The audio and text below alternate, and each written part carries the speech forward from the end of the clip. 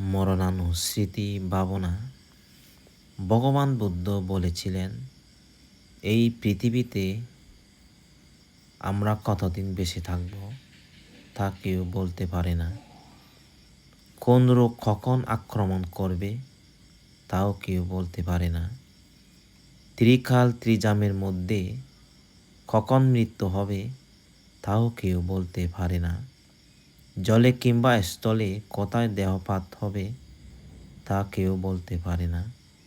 মরণের পরে কোথায় জন্ম হবে তাও কেউ বলতে পারে না।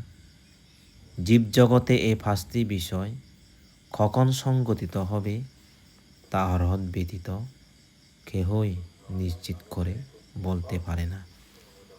তাই মারানাং মে ভবিষ্যতি, অর্থাৎ আমাকেও তাদের ন্যায় মৃত্যুবরণ করতে হবে, এই স্মৃতিটুকু হাঁটার সময়ে, বসার সময়ে, শয়নকালে ও দাঁড়ান অবস্থায় বারবার স্মরণ করতে হবে।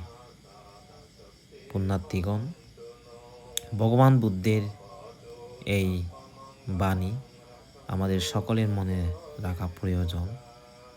সেই জন্য আপনারা সকলেই দানশীল ভাবনা সম্পাদন করে সুখী হোক।